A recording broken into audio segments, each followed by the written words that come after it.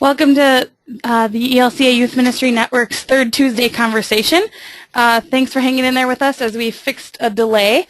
Wanted to make sure that you could hear us. That would be probably an important thing as we chat this afternoon. We're glad to have you with us today. Hello to everybody who regularly listens, and welcome to those of you who are joining us for the first time. 3TC is a monthly network gathering that's geared to be an informal chat over coffee, if you will. So we hope that you've grabbed a cup of coffee. I'm sipping a hazelnut latte today. And wherever you are, we hope that you'll just settle in for a chat. In order to make this interactive, like a conversation over coffee, we'd like to encourage you to type your question into the box on the right-hand side of your screen, and I'll be sure to pass your questions along here. With all of that aside, I'd like to welcome Bishop Mark Hanson to our network gathering. Thanks for being here with us today, Bishop. You're welcome. Good to be here. You've been a busy guy, just back from a retreat. And a couple colleges and an installation of a bishop since I was last in the office. So that's just 4 days. That's great. Wow, that's awesome. All right. Well, it's a really unique opportunity for us as youth ministry leaders to bend your ear and take on the ELCA as a wonderful... know you a little bit better. I'm getting a lot of feedback. Oh, thank you. Fix it. Okay. I hope that's better. Still a fair amount of echo, but we can make it work if it's not bothering others. So. All right. Yeah, I'm getting it too. All right. Well, we'll just keep on going and see what we can do. Okay. I think we need to turn down the microphone. Sorry about this, everybody. You always answer yourself, Danica. That's the trick. That's a trick. It is. I'm magical that way. All right. Anyway, for a chance for us to get to know you a little bit better, wondering if you could let us know, tell us a little bit about yourself, your family, what keeps you busy when you're not speaking and leading retreats and being the bishop. Great. Well, my family would tell you I have no life apart from being the bishop, but that's not exactly true. Ione and I live in Chicago, but our 6 children and 5 grandchildren all live in Minneapolis. It's been interesting to watch how a family of young adults ranging from 23 to 35, 4 adopted 2 birth kids, have all migrated to now living within about a 3-mile radius of each other. And actually, it's really fun to watch, particularly being an adoptive family and an interracial family, to see those deep bonds that belong to them in their relationships to each other, not just mediated through mom and dad and grandpa and grandma. So we try to get to Minneapolis when we can with those kids and grandkids. But this is an all-consuming call, many would say, including my spouse, Ione, one that gives me a lot of energy, and I spent a lot of time being out in the church. A year ago, I finished my 7 years as president of Lutheran World Federation, which has given me an opportunity the past year to be very present throughout the ELCA. I've not done international travel except for 1 week, so that's been very good. I'm particularly hopeful right now. I started my oral report to the Churchwide Assembly in August saying, I have never been as hopeful and as grateful as I am for the ELCA as I am right now. And I think that's a deep conviction I hold. I think we have great clarity. We're 23 years old, I think, as a church body now, and like a lot of 23-year-olds, we're coming to clarity about who we are. We take with us much of who formed us, who birthed us, who raised us from those predecessor church bodies. But I think particularly in the last 2 years, as challenging as they have been for some congregations and synods, we have also gained clarity about our identity, and our identity is inseparable from the work to which God calls us in the world. I think the assembly that we just went through was a celebration of that identity. Those themes about who we are as the ELCA just rang throughout the assembly, that we are freed in Christ to serve.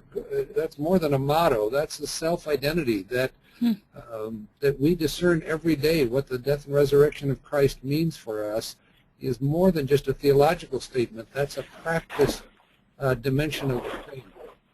that we are a church that believes God calls you by name and there's a place for you here, that we can say that with integrity, that we can say that in a culture that is so painfully and often divided in a mean-spirited kind of polarizing way, that we can say, no, not in this church. We're a church that expects difficult conversations to be public, respectful, engaged. We're a church that expects that we're going to meet at the intersections of faith and life, where those complex questions call forth from us. What does it mean to engage in Christian witness every day? And we don't expect people to figure that out on their own. We just did a statement on genetics, the first church body that's really tackled that question of genetics.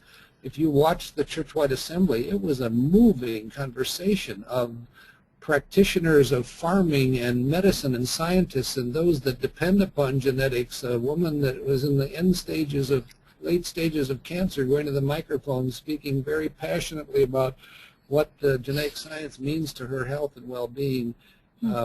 And all of our 10 social statements really are grounded in the conviction that we are called and set free in Christ to live our faith in a complex world.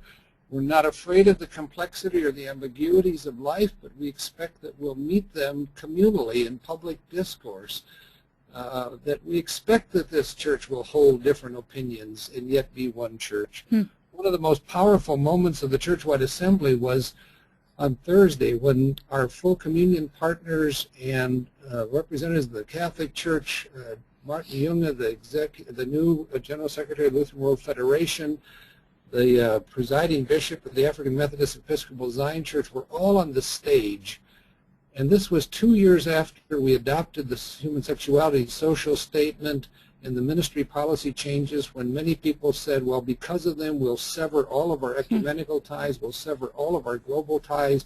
And in fact, it was the opposite. That stage was filled with partners globally and ecumenically who we stand and who stand with us, not in agreement on every issue, but in a deep conviction of a shared faith and a shared calling to be about God's work in the world.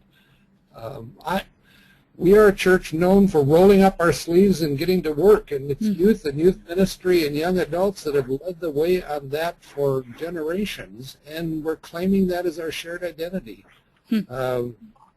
That we continue to be engaged in Japan in the recovery after the tsunami, that we are extensively involved in Haiti long after the cameras left, that we are now doing in Minot not only Lutheran disaster response to rebuild homes and children and churches, but we just had a team out there saying, how do we take advantage of this painful moment in the community of Minot to rethink what it means to be a Lutheran presence in Minot? What does it mean for housing? What does it mean for economic development? What does it mean for a new configuration of how churches engage in ministry together?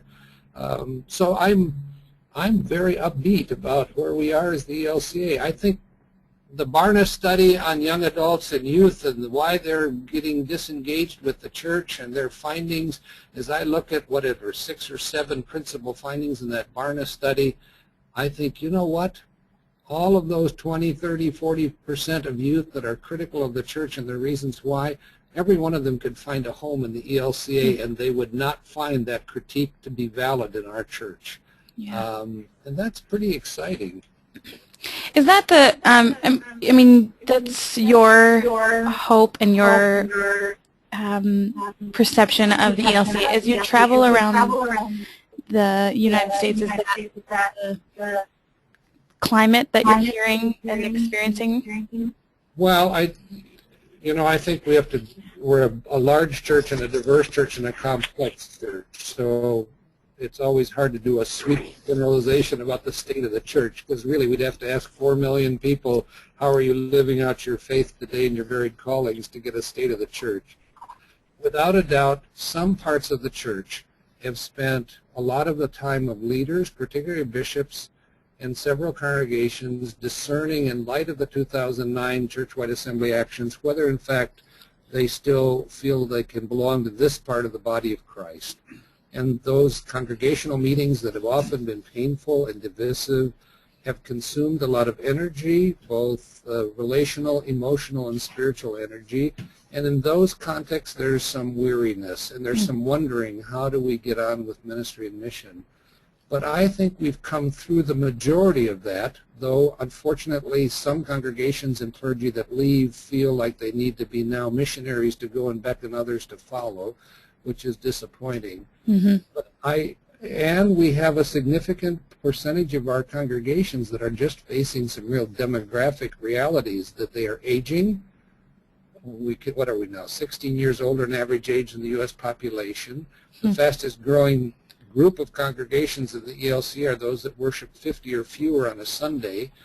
So you can get a profile of those congregations. They're asking questions about viability, sustainability, which inevitably turn them inward upon themselves, and they wonder, can we still have a pastor, or can we afford any kind of staff and pay the upkeep on the building? So the pressure on congregations to turn inward and not look at the context in which God has placed them for mission are understandable. But what we've said as a church body, at the churchwide assembly, it was reaffirmed that we believe every one of our 10,000 congregations is called to be a growing center for evangelical mission in their context, and that discerning of that call should not be something congregations have to do on their own, but that we need to be convening congregations with youth ministry folks, with young adults, social ministry, advocacy, campus ministry, ecumenical partners, to look together at what are the resources, what are the gifts God has given us as Lutheran Christians with ecumenical and global partners to be engaged in God's mission in this church. So it's an asset-based mapping of the spiritual gifts we've been given. And then that's the first listening. The second listening is, what does God say to us through God's Word about why we are sent? That theme of go to do what? Go with whom? Go where? That involves the Word engaging us. The third is to listen to the context, and we're trying to train folks in the arts of one-to-one listening that we learn from church-based, community-based organizing. Get outside your walls, get outside of your comfort zone, go into your communities and do some attentive listening. What are the hurts and the hopes and the pains of the people in your community that are crying out, lamenting to God, to which you can be catalysts in building a response? So we're actually starting 7 congregations using organizing as a methodology rather than renting a school and say, you all come to worship. We're saying, no, we're going to go out in the community and form communities around Word and the struggles of people that will evolve into worshiping communities. So I'm not minimizing our challenges at all, but I think we've quit letting our critics define who we are.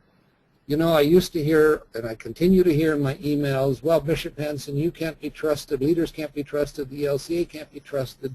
I used to try to argue why I was trustworthy. What I do now is I say, let me tell you about the God in whom you can trust. Let me tell you about what God is doing for Jesus' sake to make all things right in a culture and church where you continually point out all the things that are wrong. I just, you know, Martin Luther talks about faith as a living, daring confidence in God's grace. And I think that kind of living, daring confidence in God's grace is increasingly becoming a mark of the faith of this church. And that to me is pretty exciting. And obviously it's youth and young adults and you all doing the wonderful work you're doing in the youth ministry networks that are going to lead the way. But I know young adults, because I try to hang out as much as I can with youth and young adults. I know they're asking, is this church really going to start in the world with us? Is this church really got a passion for being a part of the body of Christ that makes a difference? Does this church really want to talk about Jesus and engage in the world, or is it really suffering from the contagious virus called nostalgia? Yeah. You know, I do have to say a big thank you to you. Well, I don't know, it's maybe been several months now. You put out a YouTube video about addressing students and homosexuality. It'll get better, yes. And that was the hot topic, the talk of the town, if you will, in my congregation. Kids pointed me to it, And we're so excited that they are a part of a church whose bishop has something to say and something to speak into their very lives. That you're not just sitting in Chicago, twiddling your thumbs and writing sermons, but you care about what they're up to, and you care about the life of this congregation much more than other leaders that they sometimes assume are doing nothing. Do you know what I mean? They were incredibly impressed and very excited to belong to a church that gets at the heart of the matter and is willing to talk about things that they are already talking about. And I continue to run into kids and parents that literally weep when they talk about that video. And why they weep is they heard a religious leader saying, "You are a beloved child of God. You are created in God's image. You are redeemed by Christ as you are. There's a place for you in this church." Now, the challenge is, will they experience that place when they gather with this church in its local context? Sure. And I pray that will be their experience. Go ahead. Sorry. No, go ahead. I think the other thing is that it wasn't just students struggling with struggling with matters of sexuality. Right. It was a very teenage message. I think it was very, it was all encompassing across the board, whether these kids who heard it are homosexual or not, heard it as a message of hope that, there's all of these pressures, there's all of these things that kids are trying to measure up and trying to be in this world today, and they heard it as a huge message of hope. And so it was a very inspiring message, and our teenagers still talk about it. So I just... I think I am so convinced that our Lutheran understanding of the faith is so accessible, and so the culture is so ready to hear it, because it's such a different voice than the dominant voices that the kids in the Barna study said they don't want to be a part of religious communities, with those harsh, divisive voices that don't want to live with the ambiguity of science and religion, that don't want to talk about sexuality and don't want to be preoccupied with the issues of justice and peace. And if you go down that list of all the marks of communities they don't want to be associated with, we in fact are exactly what they're looking for. Now, my concern is in aging, predominantly white congregations that get preoccupied with their own survival and longing for the good old days, we're not going to be at our best to embody that understanding of the faith that is so core to who we are. So we have challenges, obviously. You live them every day. Yeah. I just want to remind people that you can go ahead and type in your question on the right-hand side of your screen. And so that they can be engaged in this conversation. We'll take those in just a minute. I just wanted you to take maybe 1 minute, and you did mention we're so excited to have you as a guest at the ELCA Youth Ministry Extravaganza in February. And you had mentioned very eloquently, good job, the theme of Go. And I wondered if maybe you could just talk about talk a little bit more about the Go. What is it that we'll be hearing you talk about? How might you engage that theme a little deeper? You've got to be serious. I need to know what I'm talking about tomorrow. This would be great. But well, I think that theme Go is just a wonderful thing to unpack, because go with whom, and it helps us to understand we're sent communally. Go to do what? To bear witness. Well, how are you going to bear witness if you don't know what you're looking for? So we need to talk about what are the signs of God's presence that we're bearing witness to when we go. How are we participating in what God's doing in the world, which calls us to know the biblical narrative, to know this living story that's handed down from generation to generation, of which we're now a part. go to whom? You know, the biblical narrative keeps sending us to the people that are on the other side of the lines in the sand that most religious people say you should not go to, and those lines are now set in concrete. And I mean, what upset people about Jesus is to whom he went, and what he said, what he went to those that you should not go to, and for that he got crucified.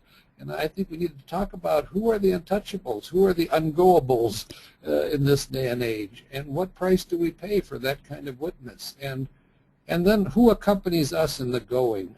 There are some risks in saying go, because it sounds like now it's all up to us. Sure. But when we go, we are accompanied. We are accompanied by global companions. We are accompanied by youth that are living in very different contexts. When we say go, be about ending malaria in the world, I hope we don't think that's just up to the ELCA. We are going to go with those African young adults and those African churches that are living every day with malaria, that we're partnering to end malaria. And so I hope we pay attention. The other thing I love about Matthew 28, which I regret people think is the only Great Commission text, when Jesus says, go therefore, sometimes we forget who Jesus is sending. It's the 11. One's already not there because he's committed, he's hung himself. And it's the most motley crew that has failed him. And you'd think that Jesus would get a consultant and go to a search firm and get a better group of disciples the second time around. But he goes back to these same 11 and says, you know what? The mission of God in the world is now on you. I'll send you my Spirit, but I'm going to...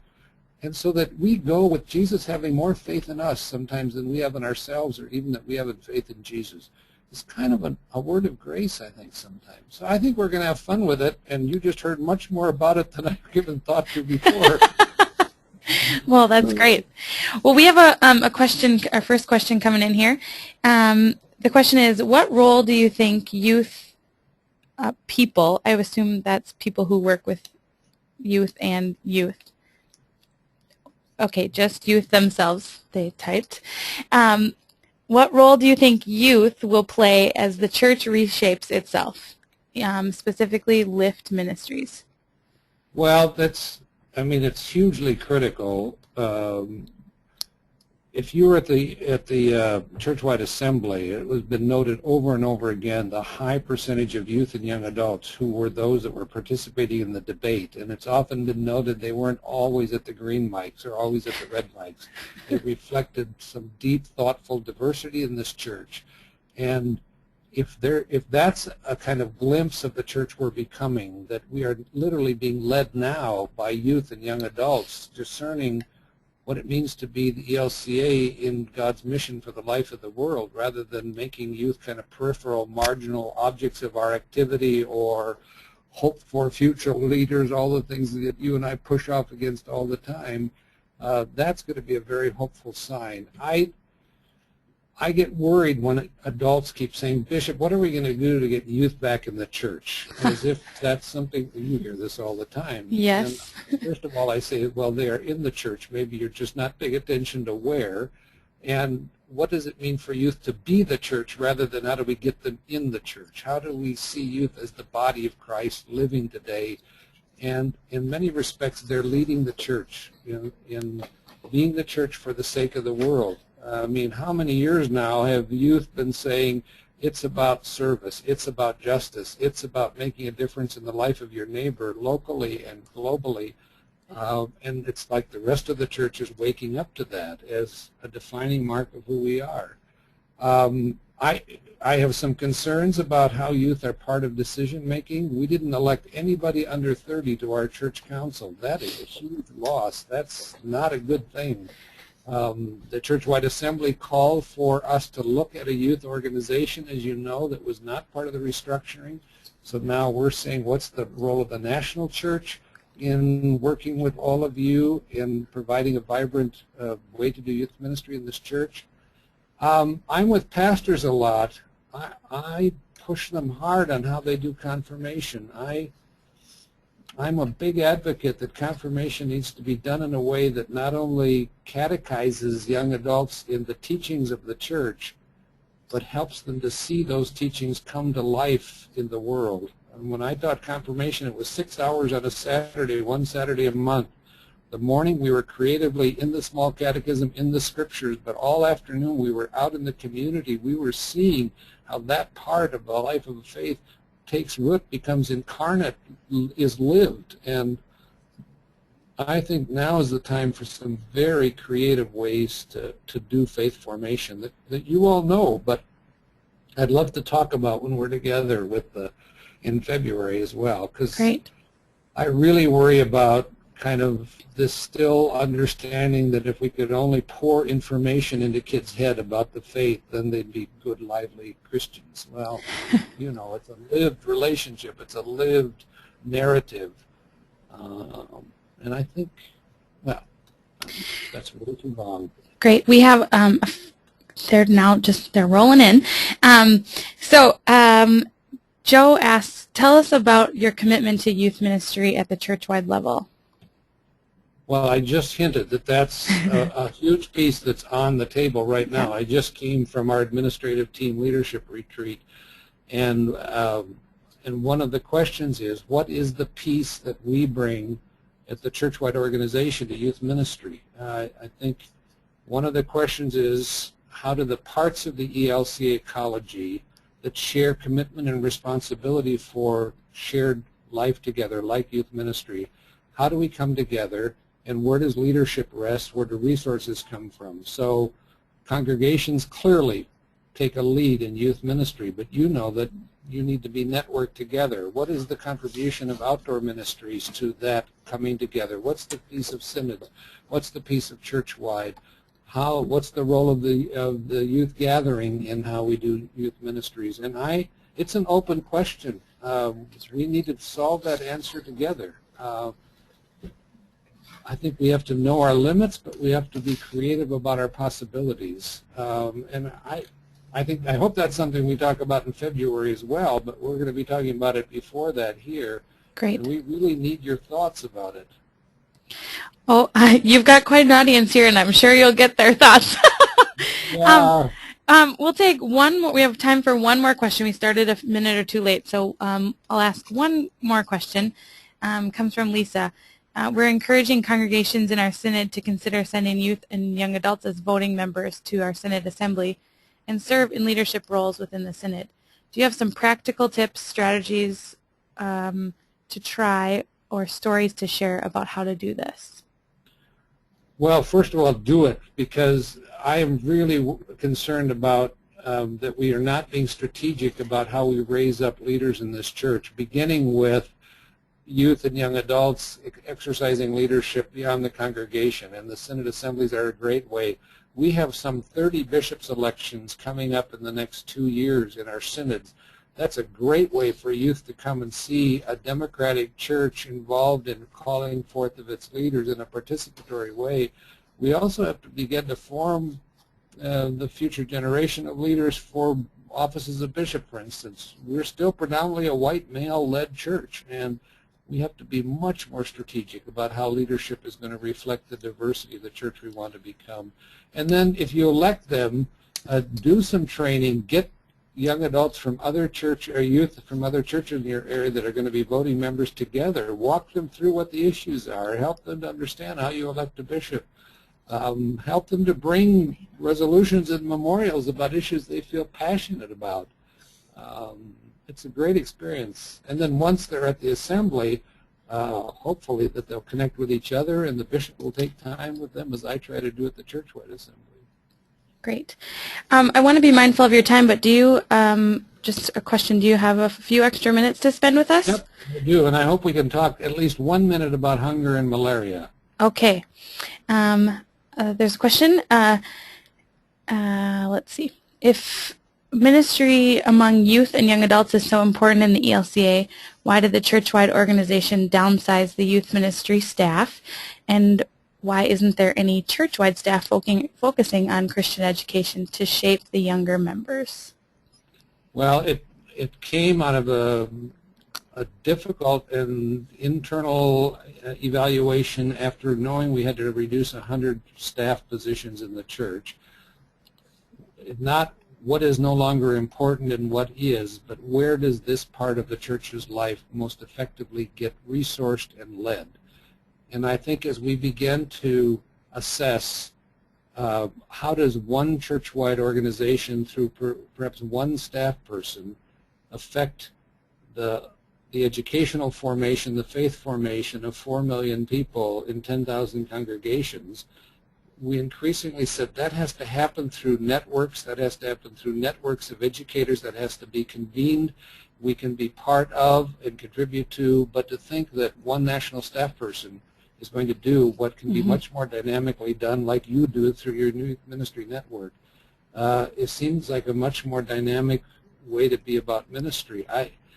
So often the national church is looked on as an iconic function, that if we have a person with a commitment and a job description and a title, we then think that's the best way to do that work in the church. And I think it's a question about how do we effectively do education, how do we effectively do ministry, and what is the contribution of the national church through its organization to that work, and how do we organize that work in the networks of people that are committed and called to do it. So don't think because we make changes in staffing configuration and org charts that we are opting out of a commitment. It's much more a question of how we do it.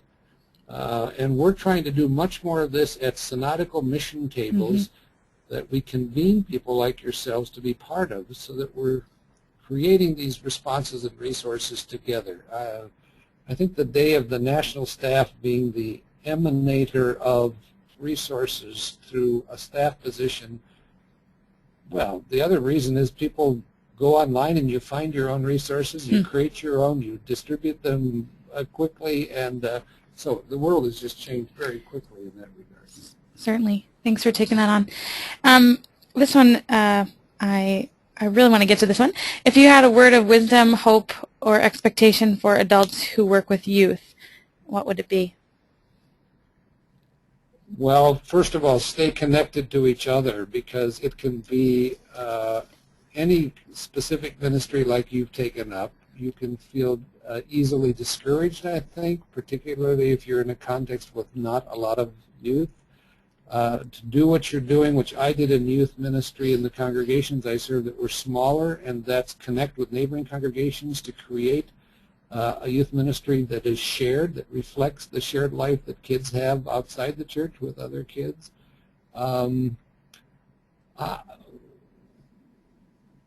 I hope that you find ways to get the communities that you're serving on behalf of aware of what you're doing. Too much of youth ministry is, well, if we could only get the charismatic youth director in here, everything would be fine. And how do you keep the whole community of faith committed to youth ministry? And the other thing is, how do you help a congregation see themselves through the eyes of youth?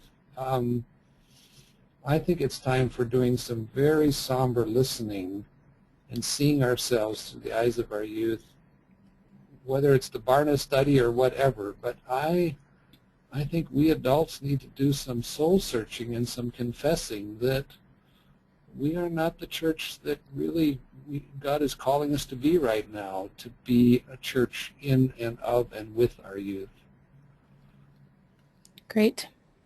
Well, we want to thank you for your time and for visiting with us. My commercial on hunger. Oh, your commercial. Sorry about that. I didn't mean to skip it. Go right ahead. Well, two things. One of the signature programs of the ELCA for generations has been our hunger program, and I know that many of you find Feed My Starving Children or health kits or school kits to be a wonderful hands-on kind of thing to do in response to hunger. I understand how important that is. We need you to also help folks remember that though we don't do a hands-on kind of project, because we've chosen to put those resources on the ground in community, 100% to go to the work of both advocacy, building sustainable communities of development globally and locally, that we just need you to keep putting out there that the ELCA Hunger Program is a signature part of this church that companions all over the world depend upon. And now we've taken up malaria, which I think is a great opportunity for youth. I mean, some of the exciting early responses to the malaria program. Rocky Mountain Synod kids right out of the bat. I was with, 600 of them up in the Rocky Mountains a year and a half ago when they launched the malaria campaign in that synod. It was led by the youth, the high school kids. And we're going to raise $15 million for malaria, and I think, as you are already doing, this can really be led by youth. We just got a $300,000 gift splitting with LWR and LCMS to focus on youth and young adult participation in the malaria campaign last week. So we're really looking for leadership. Commercial ended. Great. Sorry, I didn't mean to skip over that. No, that's fine. I'll get the commercial in, you know. Great. Thanks for all you're doing, everyone. I want you to hear that. Though we don't all meet face to face, I do thank God for you. You are an absolute key network in the life and the ministry of this church. Thanks for being a network, and thanks for being one of those signs of hope. Thank you. Hey, we do maybe have the opportunity to meet face-to-face coming up in February. The 9th through the 12th is the extravaganza in New Orleans. I almost said New York. Hint, hint, Todd. No. In New Orleans, February 9th through the 20th. There'll be... The 20th? Really? That long? Oh, the 20th. Did I say the 12th? I meant the 12th, not the 20th. That would be really fun to have a really, really long extravaganza. What do you think? Can you block out that? Hang out. I'm coming, yep. Okay. All right, so registration is open, and just keep in mind that it goes up November 1st, so you're going to want to get registered in the next 2 weeks. There'll be fabulous speakers and workshops, music, and networking, a chance to check out the city before you bring teenagers to New Orleans to the gathering, a gathering bus tour, all of that great stuff. Also want to plug the Practice Discipleship Project, the national webinars that are going on in conjunction with the National Youth Gathering, but not exclusive to those attending the gathering. 2 p.m. Central, November 20th with Tiger McLuhan, and he'll be talking about strategic planning. And join us next month for our November edition of Third Tuesday Conversation with Mark Shep. He'll be talking about self-care and wellness for the leader. So those are what's coming up. We want to thank you again for being with us, Bishop Hanson, and we look forward to seeing you in February. It'll be great. Thanks a lot for today. All right, take care. Bye. Bye, everyone.